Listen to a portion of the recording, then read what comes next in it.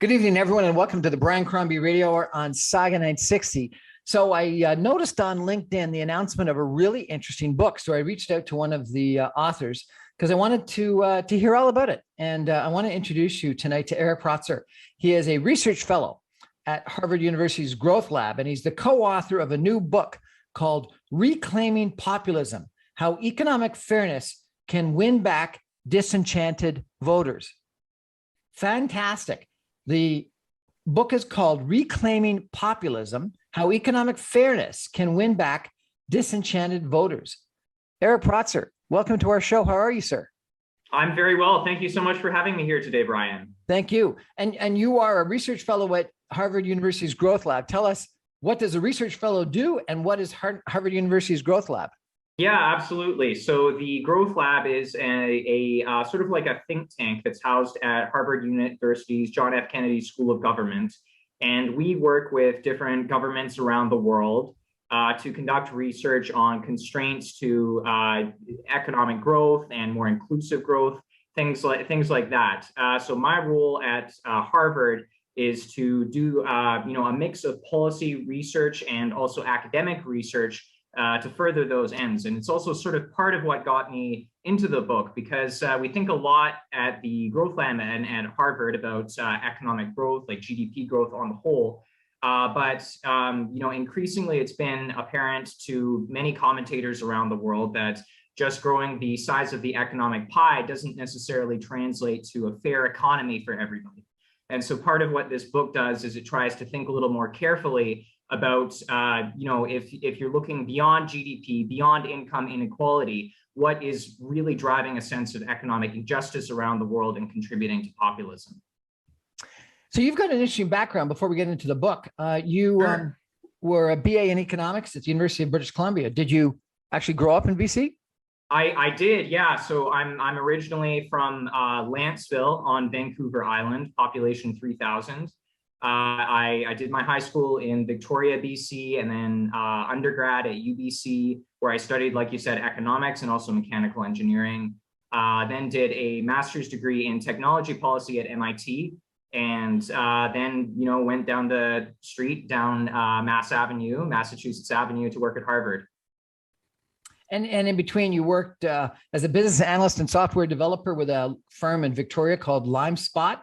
Yeah, that's right. Yeah. And then a mechanical engineering in rotational power in Vancouver. And then a development assistant, research assistant in innovations for poverty action in Vancouver and Ghana. Yeah. I like to get my fingers in lots of different pies. It's funny you mention LimeSpot, because that's a company my co-author and I actually worked on all those years ago. It's still around today. And it does sort of, e-commerce stuff. But yeah, I hope I've, done lots of things that I can look back on and think, it's kind of cool having done those things, gone to Ghana and done tech startups and things like that. And your thesis at MIT was robot proofing economic development. How do you robot proof economic development? Yeah, well, that's a tricky question. So that was a work that was looking at, there's the threat of automation, essentially, to the export growth of some developing countries. So you can imagine, say you're the government of a place like Vietnam or Thailand, and you're thinking about, well, what are the products that we're going to start making next, building on what we already do. And you might be worried about the rise of the machines and the rise of automation and how that's going to affect the, the possibility of pumping out these new exports. Because it could be that instead of, say, making shoes in a factory or clothes in a factory or electronics, that a robot is going to go do it somewhere in Germany or Japan. So my thesis there was thinking about, if you're looking at the jumps going between different products that you might make in different sequences, can you do it in a way that's going to be resilient to possible disruptions that occur as a result of automation? Fascinating. Well, I don't know if you know, because I didn't know that, you know, when I saw that you had written this book at Harvard, I figured you were an American. So I didn't realize when I first No, connected up with you no.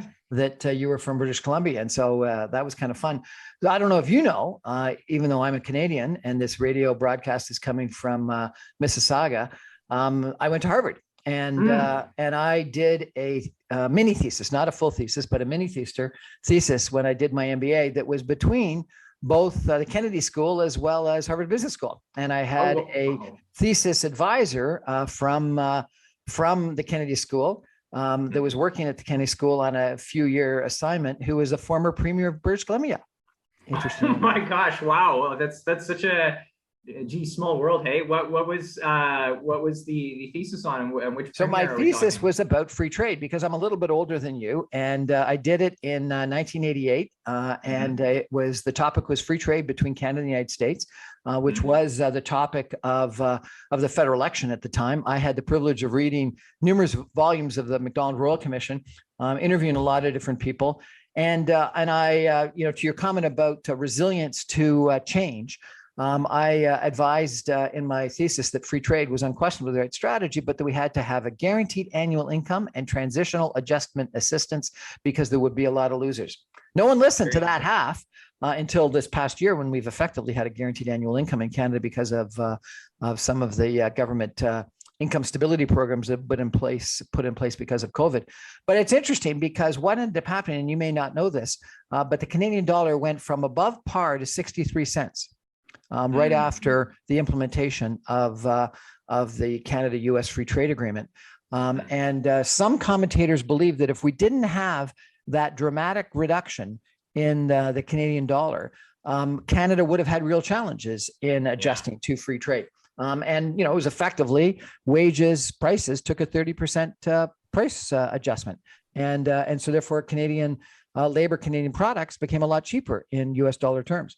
And I believe that if we hadn't had that currency reduction, caused primarily because of oil price declines, and questions about Canadian monetary policy at the time, if we hadn't had those, we may have needed a lot more resilience to change. And so I look forward to hearing more about your thesis. But we're going to take a break and come back and hear about the current book, because again, when I first read your post about the book, I figured it was all going to be about populism in the United States. And I look forward to not hearing only what you've got to talk about the United States, but maybe if there's any connection to Canada. Eric Pratzer, thank you so much for joining us. We're going to take a break, everyone, and come back and hear about how we make populism better for all of us. Stay with us, everyone.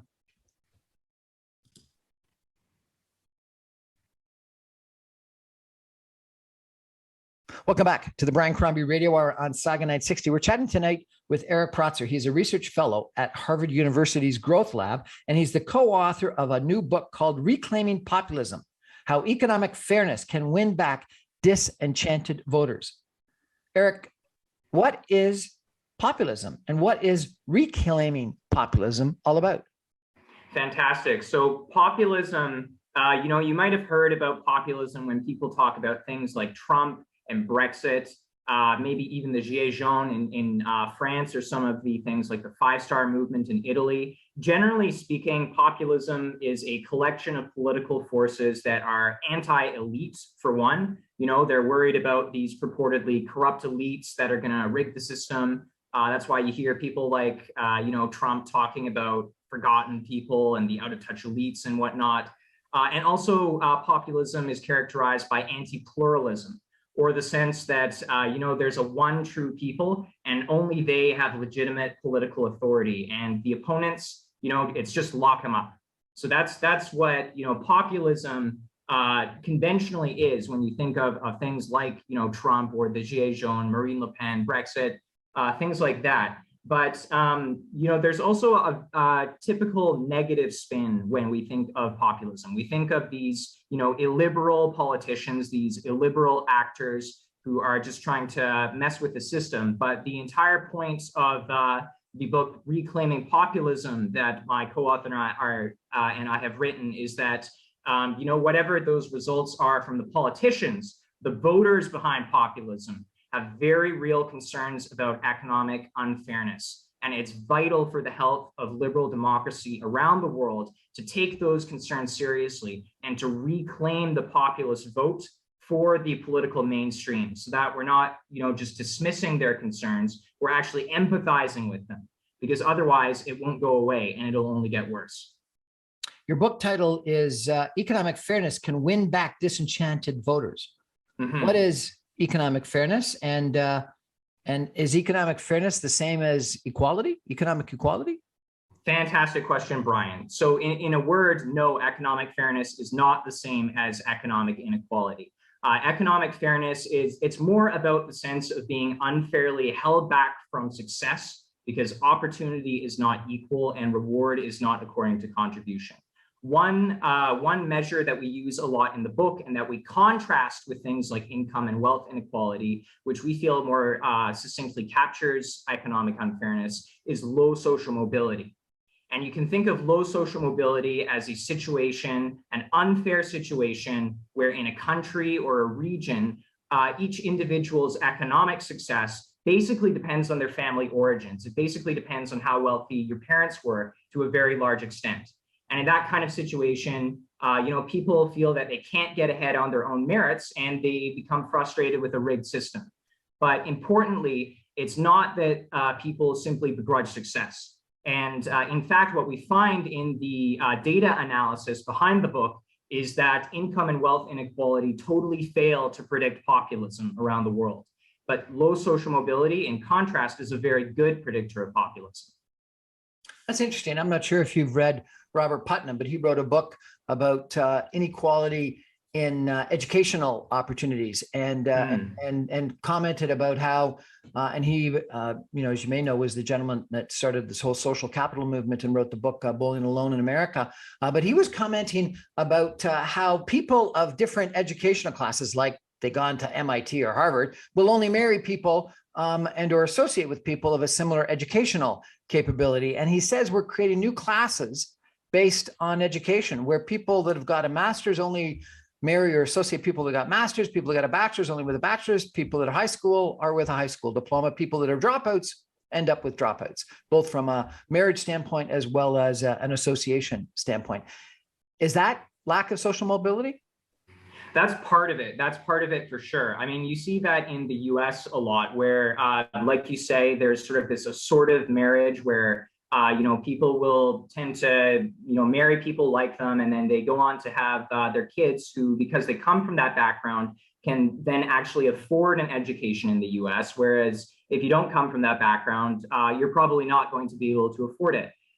There are importantly other things going on as well that influence low social mobility in the US. One of them, for example, is the state of healthcare in the US, where you might have heard that actually medical bankruptcy is the leading cause of personal bankruptcy in the US. So the lack of health insurance availability, the lack of universal health care, that's another major factor. But you can also think more about even sort of left behind communities, places, say in the Midwest and places like that, where they've been badly affected by the shocks of international globalization and free trade, as we sort of touched on earlier, as well as the global financial crisis. And because of a mix of these things, the lack of access to even vocational education, the lack of a good healthcare system, and also the industrial policy and the industrial mix in these places, when you get knocked down from a crisis, it can be really hard to get back up. And that contributes to that sense of economic unfairness and that low social mobility and that frustration with the system. It's interesting you talk about healthcare. I lived in the United States for a couple of years after I went to Harvard. And I remember going into the hospital and being asked for the credit card because of the cost of different treatments that my wife at the time and my son needed. And yet those areas that I guess I would have thought of as being voting for Trump and being populist and being, economically unfair potentially, or feeling like that there's some unfairness, probably voted against Obamacare, probably voted against their own self-interest, probably voted against those factors that would stop healthcare bankruptcies. Why? Well, it first of all, I'd say it depends who you're talking about. You know, there's sort of the Republican base, and they vote very consistently. But then there are the critical swing voters, and you know, it's funny because a lot of people don't recognize it or talk about it. But there's a huge amount of people who actually did vote for Obama and then Trump, and they're actually the critical people. You know, I would say, who swung the election to have Trump win. So.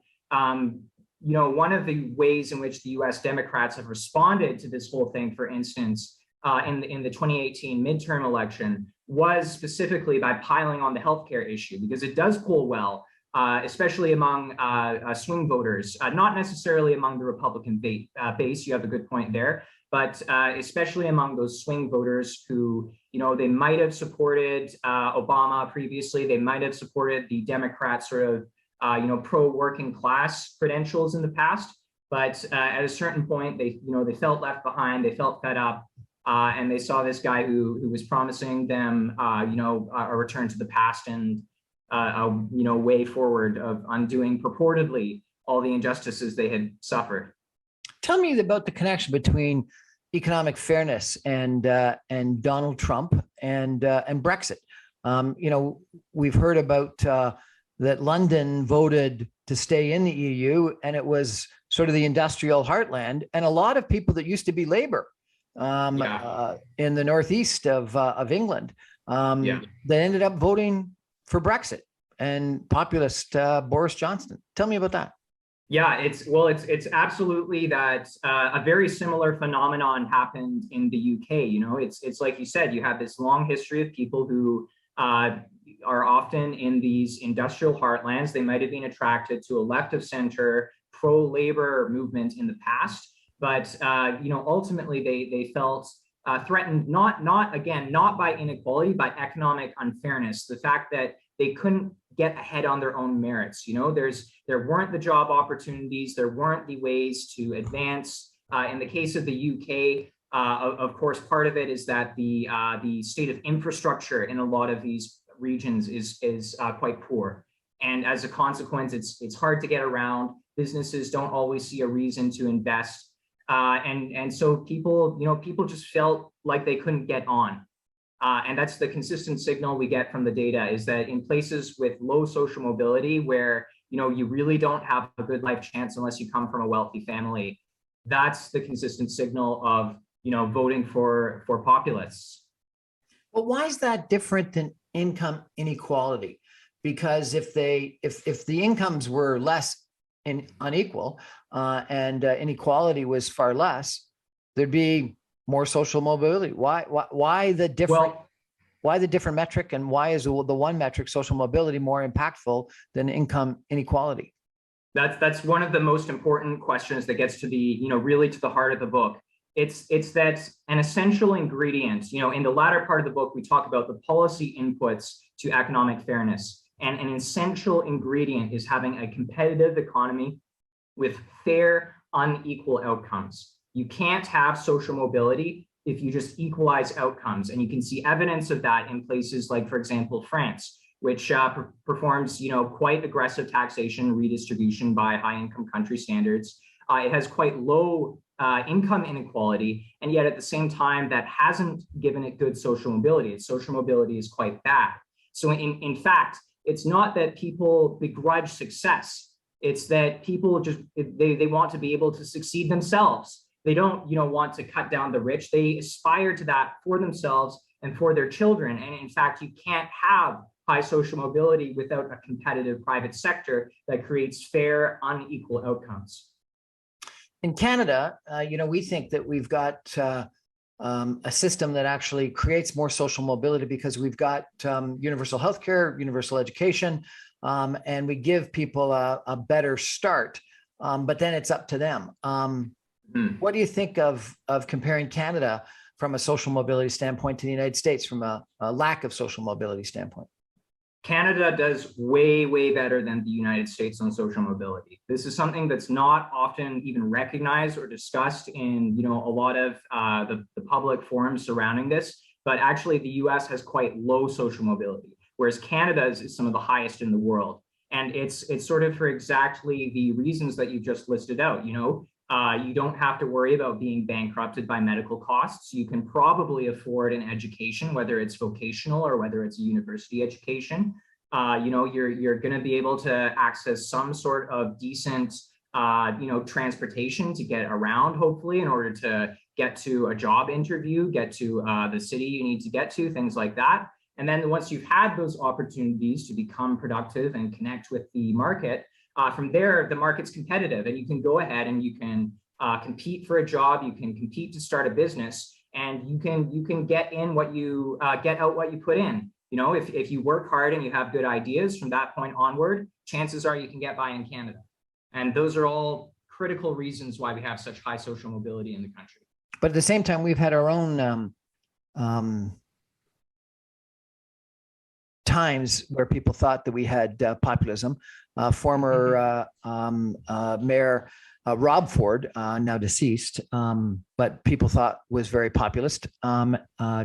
Premier Doug Ford of Ontario, started out very populist, though some people would say he's now listening to the elite a fair amount to his benefit during COVID-19.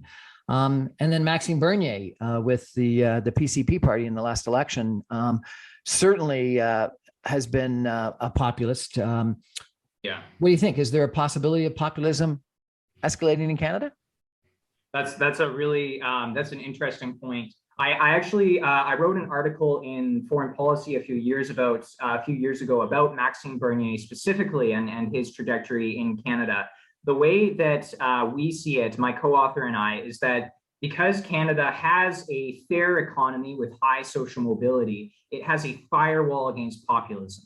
Because people can still get frustrated for various reasons, but at the end of the day, there's not going to be too many people who feel that they are being unfairly held back from success. So that's perhaps why in the last, not this most recent federal election, but in the previous one, Maxime Bernier simply didn't do very well. He did pick up a little bit in the recent one just earlier in the fall. It still wasn't a blowout, that's for sure, but he did make a gain, and it's important to think about why. 8% of the popular vote, more than double what the Green Party got in this time of COP26 and concern about climate change. And a lot of people think it was because of his stance on vaccines and mandates. Yeah, well, exactly, right? So that's the part where, it's important to think about what are all the possible things that could lead people to a point of frustration where they think that society is unfair, and where does society possess a firewall that prevents that from spilling over and escalating. So, some people certainly did apparently think that all the restrictions surrounding COVID and vaccines and everything like that, they did feel that was unfair and that their liberties were being infringed upon. And thus, perhaps is the most striking reason why Maxime Bernier and the People's Party of Canada did accelerate in the last election. But they still, let's be honest, they still didn't do terribly, terribly well. In the future, I would say the biggest chance that they have of accelerating or of other populists accelerating in Canada, it's probably, I don't know, maybe there'll be another one-off pandemic, but the biggest threat to economic unfairness in Canada that I see is housing affordability.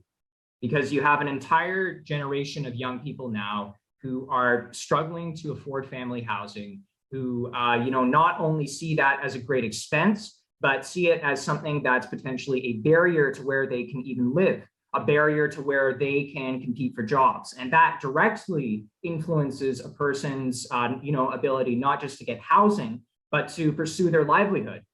So that could be a threat in the future if it continues to accelerate, and something that I think the government of Canada ought to take very seriously. That's interesting. I'm not sure if you could have watched the Canadian leaders debate during the election from Boston.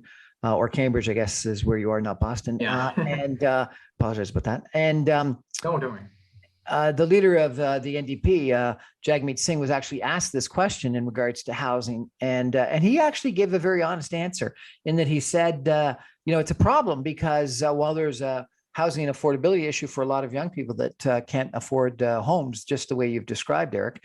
He then went on to say, but the problem is you got a whole bunch of older people that have built up a huge net worth in their home. And if you do something to make housing more affordable, that means their values are going to go down and they're going to lose their retirement income and that net worth. And so, who do you want to help more?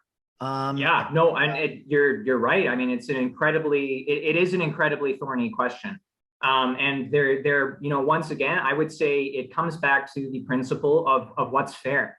If you are going to pursue policies that bring down the cost of housing, even if it's, over these say medium term, so it's not a sudden jolt, are you going to do that in a way where perhaps you insure or somehow compensate some of those older homeowners regarding the value of their house? It's a very tricky debate. That's for sure. That being said, I do feel that inaction on the front and simply seeing house prices continue to escalate, you also have to ask, well, is that fair? Because that does mean that a certain class of people in Canada, those who are lucky enough to already own a home, they're seeing, of course, these outstanding benefits from rises in their house values. But there's the question of, is that fair to people who are newly coming on the market?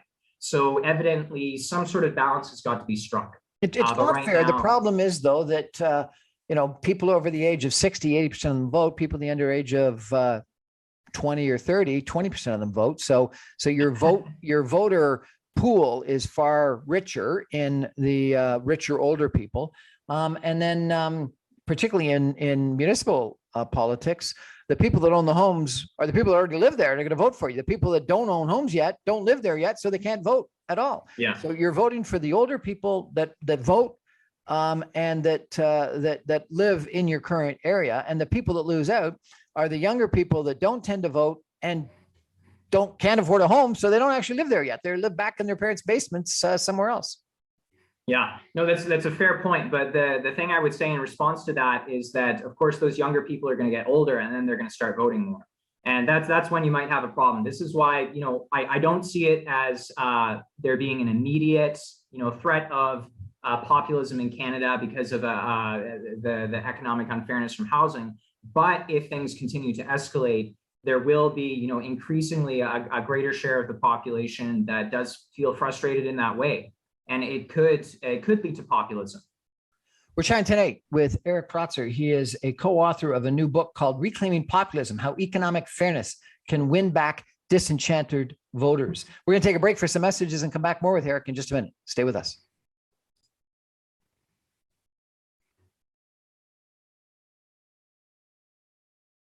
Welcome back to the Brian Crombie Radio, while we're on Saga 960. We're having a really interesting conversation tonight with Eric Protzer. He's a research fellow at Harvard University's Growth Lab, and he's the co-author of a new book called Reclaiming Populism: How Economic Fairness Can Win Back Disenchanted Voters.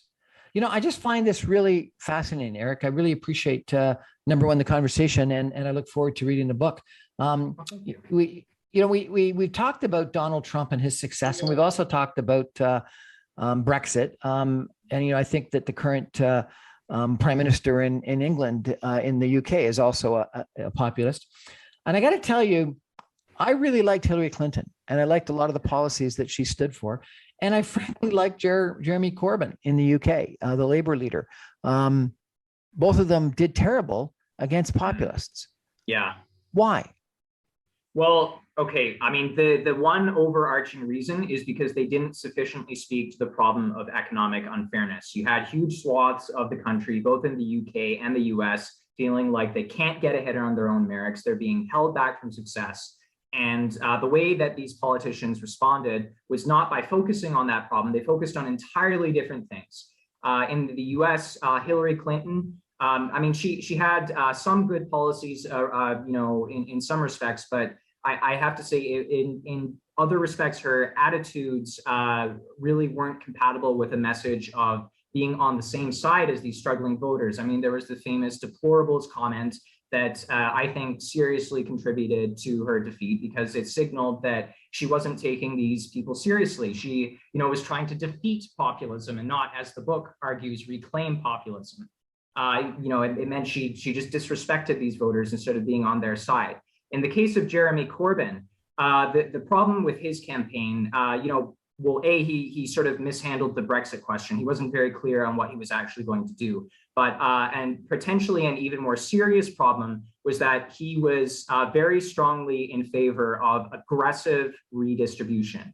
And that kind of aggressive equalization of outcomes is just not compatible with social mobility, and it's not compatible with a fair economy. Because people, they want to be successful. That's the point of social mobility. It's that you can come from anywhere and you can become successful. If you start equalizing success, that doesn't happen and it doesn't resonate with voters. So those, I would say, are the main reasons why those politicians did so poorly. They didn't speak to economic fairness, and in some respects, they offered unfair platforms. Do you think Trump can make a comeback in the United States? That's what I'm really worried about, and that's a major reason, why my co-author and I have written this book. To be sure, I mean, part of it is that this problem is really structurally entrenched. It's not something where it's just a one-off where these voters are, I don't know, feeling Trumpy for a little bit and then they're going to feel un-Trumpy. It's like, no, the reasons why they swung toward Trump were because of very deeply entrenched low social mobility and economic unfairness. And until you can actually solve that durable problem, the issue of populism is probably not going to go away in the United States. So, unless Biden or maybe Kamala Harris or some other Democratic contender can make serious contributions toward a fairer economy and come up with a platform that very clearly signals, I'm on the same side as you, even if you can't get ahead that easily, and we're going to build a fairer economy. If they can't signal that, then I think that there is a very real chance that Trump could make a comeback. What do the Democrats have to do if they want to negate that prediction of yours? Yeah. Okay. So the very first thing that they've got to do is they've got to change their messaging, in my view, to be laser focused on a fairer economy. Part of the problem is that they spend so much time engaging in the culture wars, which, whatever you think of them and whatever side, of the debate you stand on, they're just not relevant to actually building up more economic opportunity. Sorry, what are the culture wars? Oh, well, when for example, in the recent election in Virginia, where, there was all this discussion about the kinds of anti-racist and, education being taught in schools and things like that. And you had on the right, people trying to inflame it, saying, this stuff is just anti-white material. And then on the left saying, no, it's actually deeply necessary, and there's no debate over whether it's actually happening. It's this big mess over, the state of social justice, particularly in the US. But it's something that the Democrats very badly need to get away from, because it doesn't poll well and it doesn't speak to economic fairness. It's stuck over in this cultural sphere when they need to be thinking about the average swing voter, the average family that's trying to put food on the table and might be voting for them, and their economic concerns, and the fact that they're struggling to get ahead because they face an unfair economy. I was at a conference last week, first conference in a year and a half with real live attendees. It was kind of fun. Wow. And we had a whole panel on what was going to happen in politics in Canada and the United States. And the panelists, one of the overriding comments was there wasn't a lot of bench strength in the Democratic Party. That if Biden doesn't run, and it was interesting. They all said he'll say that he's going to run, but because of his age, he probably won't in the end. That Kamala Harris, the vice president's poll numbers are not attractive. That some of the leading potential candidates are similarly too old.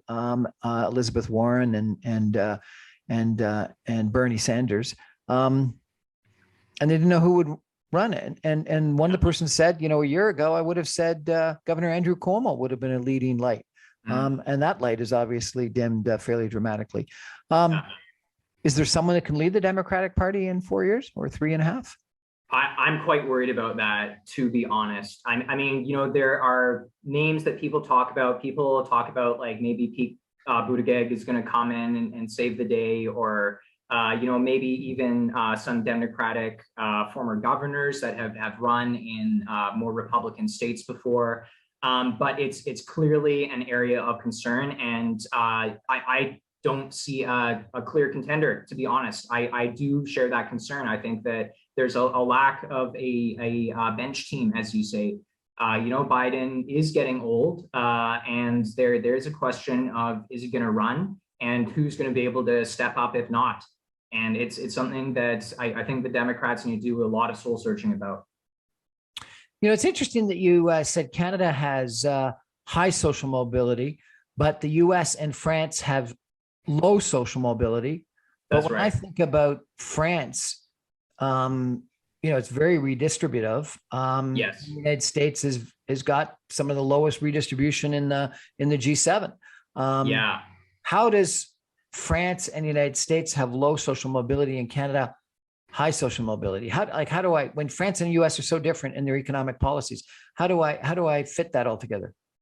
Fantastic question. So that really speaks to the second half of the book, which is where we talk about the policy inputs to social mobility. And we really emphasize that high social mobility rests on two pillars. One being equal opportunity, and that does require state intervention, but not redistribution. It's supporting things like healthcare and transportation and affordable education, but at the same time, fair, unequal outcomes. And that requires a competitive market where people can get ahead. And if you're missing either of those ingredients, then you can fail on social mobility in spectacular ways. The US, for example, it has very competitive markets, but it has a threadbare social safety net, and it just doesn't support equal opportunity. It's why the medical debt is the leading cause of personal bankruptcy.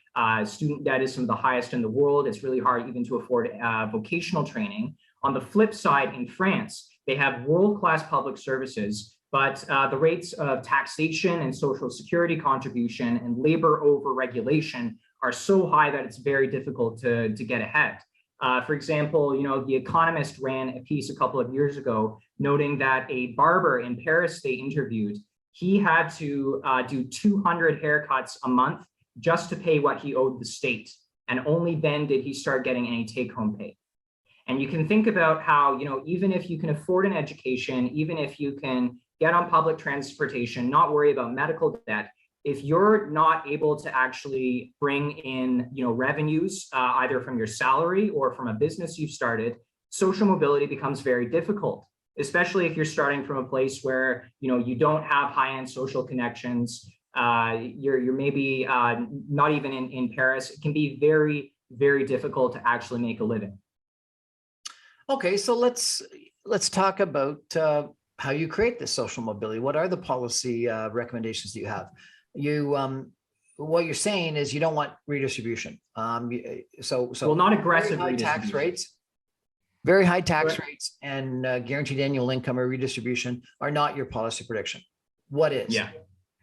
Well, it's a combination, like I said, of equal opportunity and fair, unequal outcomes. So we spend the last two chapters of the book going into a huge amount of detail on what policy inputs support those kinds of things. But you can think of example countries like Canada and Australia and the Scandinavian countries like Sweden and Denmark and Norway, where on the one hand, they have the inputs to equal opportunity, which are things like state support for affordable, high quality education, universal healthcare, decent but not overprotective unemployment insurance, even relatively prudent financial regulation in order to ensure that a financial crisis can't create an unfair shock that can cut off your future opportunity. There's all sorts of inputs like that support equal opportunity. And those do require, some substantial level of taxation, but not an overbearing rate of taxation. And then on the flip side, you've got to support a competitive market that rewards people according to their contribution to create fair, unequal outcomes. And that requires, on the one hand, all the inputs that can be understood as things that contribute to economic growth. You can think of a flexible labor market. You can think of decent regulation that ensures competitiveness. You can even think of infrastructure. In a lot of the regions of the UK, for example, perhaps the leading reason why they have low social mobility and low economic opportunity is because there hasn't been sufficient investment in infrastructure. And as a result, businesses don't necessarily want to invest there. So it's a combination of these things that create equal opportunity that does require state support, but also a flexible and competitive private economy so that people can, get ahead if they put in the effort. Who does this best worldwide? Worldwide, it's a handful of countries that score the best. Canada is right up there, but it tends to be the Nordic countries that do absolutely the best. Places like Sweden and Denmark and Finland and Norway. Canada is pretty close by, and so are Australia and New Zealand. Those tend to be some of the countries with really high rates of social mobility. So where's the Trudeau government lacking right now, in your mind? Yeah. I would say well, first of all, the immediate response to COVID has to be the focus of the Trudeau government, and I think that's absolutely right. That being said, like I mentioned earlier, the longer term focus on housing, in my view, requires a bit more action. For example, there is research indicating that persistently low interest rates seriously contribute to inflation in the housing market by making it easy to get a loan and then to speculate in the housing market. That's one issue there, but also there are issues with NIMBYism, not in my backyard type policy arrangements, where it's very difficult in some cases to go ahead with the kind of residential development that needs to be done. The Economist actually, for example, ran an article on this in Vancouver, which, as many of your viewers might know, is perhaps the most unaffordable city in North America, where a lot of the restrictions there prevent huge amounts of development. But funnily enough, it was on, I believe it was the Musqueam territory in Vancouver, where they had relaxed restrictions, and there, in fact, the rate of housing development was much, much higher. So it's a combination of looking more seriously at some of the policies that hold back more housing developments. And I think after the COVID recovery has proceeded, taking a more serious rate at the long-term trajectory of interest rates in Canada. You think it should be higher? Yes, because ultimately, what low interest rates do is they make it easy. If you have a lot of money, you can get a great, return on capital, and you can take out loans very easily. And so ultimately, the real beneficiaries of low interest rates, and especially persistently low interest rates, are people who have lots of capital. And they tend, not to ultimately benefit so much in such a great proportion, people who are just earning a salary to get by. So while they can be necessary low interest rates in order to support a business recovery, once a crisis is over, and this is one of the things we talk about in the book, there does, in my view, need to be a stronger focus on bringing interest rates back up so that there's not, overt speculation in all these asset classes like housing.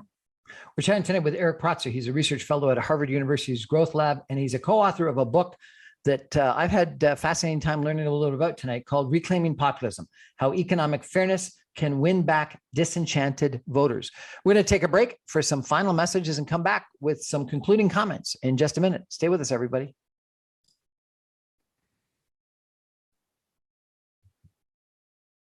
Welcome back to the Brian Crombie Radio Hour on Saga 960. I'm had a really fun time tonight chatting with Eric Protzer. He's a research fellow at the Growth Lab of the John F. Kennedy School of Government at Harvard University. I had the privilege of taking a couple of courses at that school while I was a student at the Harvard Business School across the river. One of the things that I loved about Harvard the most, Eric, was anyone of note that was sort of traveling the speaker circuit showed up somewhere at Harvard, one of the different schools, and would make a speech. And I tell you, my 2 years in Cambridge, I saw more interesting people speak than any other time in my life. It was really a wonderful experience. But it's interesting, when one thinks about Harvard, one doesn't think about someone doing a book on populism. One thinks about the elite a little bit more than what you're really arguing for. How long have you lived and worked and gone to school in the United States? Well, it's about oh gosh, 4 or 5 years now. I did 2 years in a master's degree at MIT, and then I've been working for about 2.5 years at Harvard. So it's been a while. So close to 5 years you've been in the States Yeah. after your all the rest of your time in Canada? Yeah, Ghana? yeah. I mean, I did a 6 month stint in Vanuatu in the South Pacific at one point, but other than that, yeah. So one of the things in regards to populism that I think Canadians find the most difficult to understand is the January 6th Capitol, riot. How do you Yeah. explain what happened there?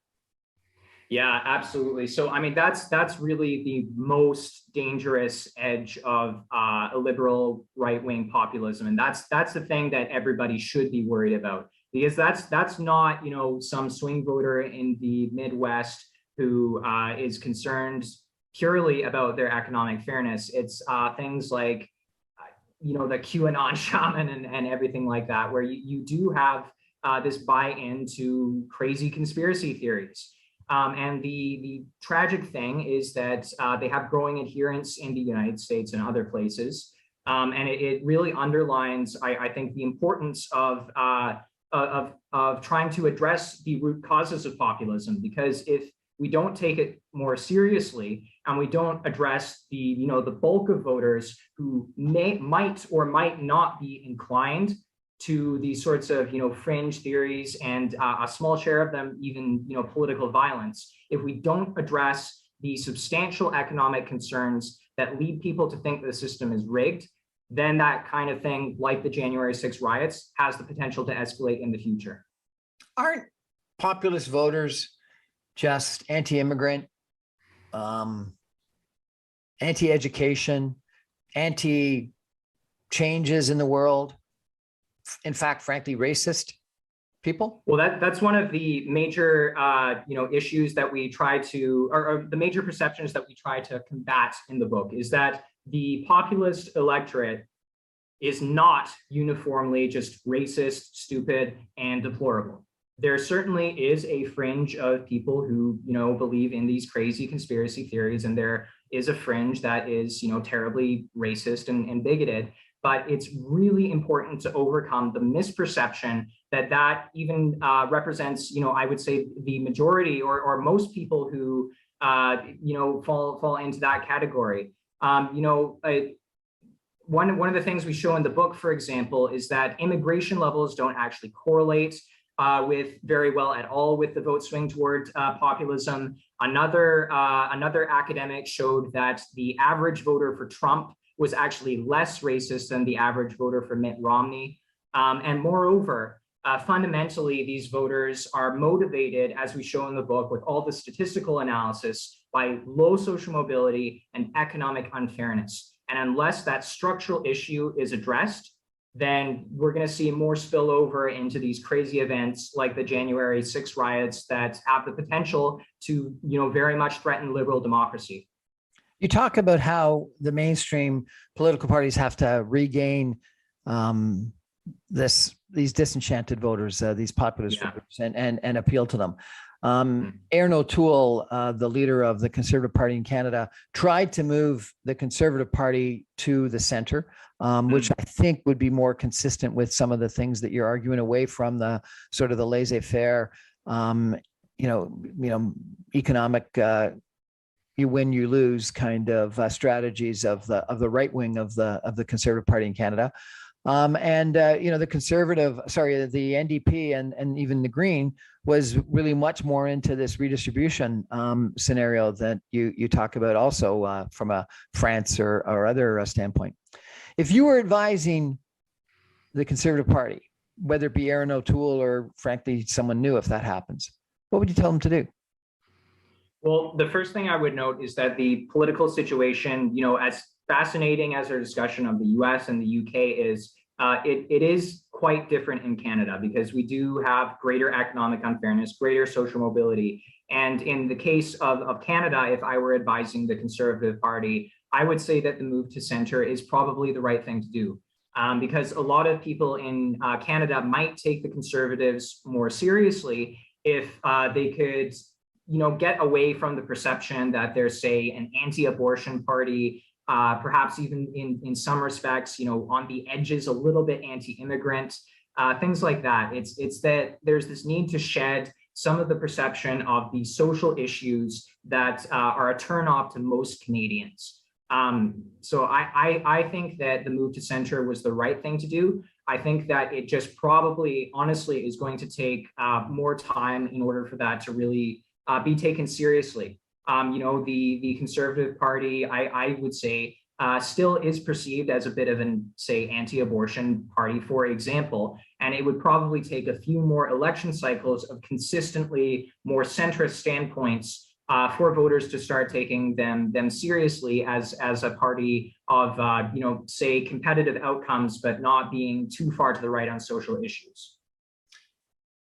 The Democratic Party in the United States, Bernie Sanders, Elizabeth Warren, tried to take the Democratic Party to the left, to be more economic, distributive, more socialist, if you can call it. And Biden didn't allow that, even though the progressives within the Democratic Party are trying to force him that way. And he really got elected as a pragmatist and maybe as a non-Trump, anti-Trump character.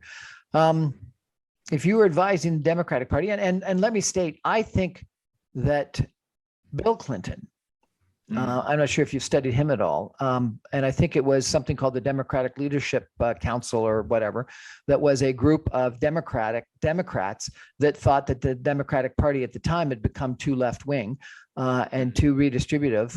It was Bill Clinton and that Democratic Leadership Council that took the Democratic Party to the center, back rightward. And at the time, I think appealed to populists, to people that wanted economic opportunities, as well as some of the things that the left offered.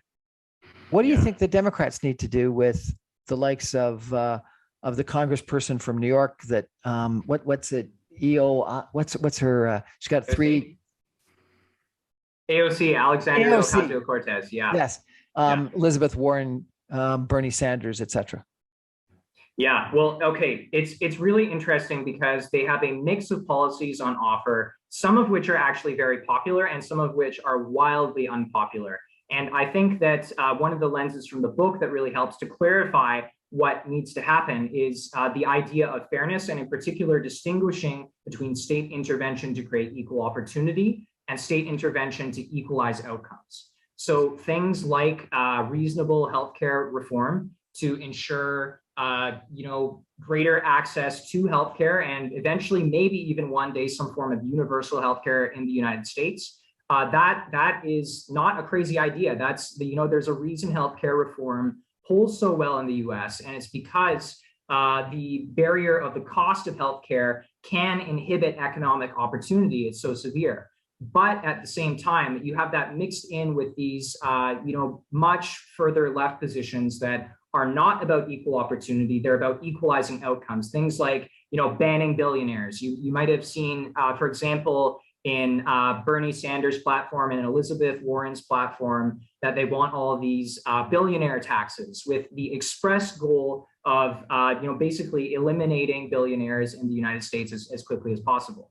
And the problem with that approach, I'm not saying they shouldn't be taxed more, but the problem with trying to just entirely eliminate the successful in a country is that most people actually want to be successful. That's the point of social mobility. It's that you can come from anywhere. I want to be a billionaire. Yeah, everybody wants to be a billionaire. Well, that's the point, and you want your kids to be a billionaire, and that's what social mobility is. So, you've got to be able to come from nothing and become wildly successful. That's a fair economy. If people want to get your book, how do they get it? They can. Well, it's available at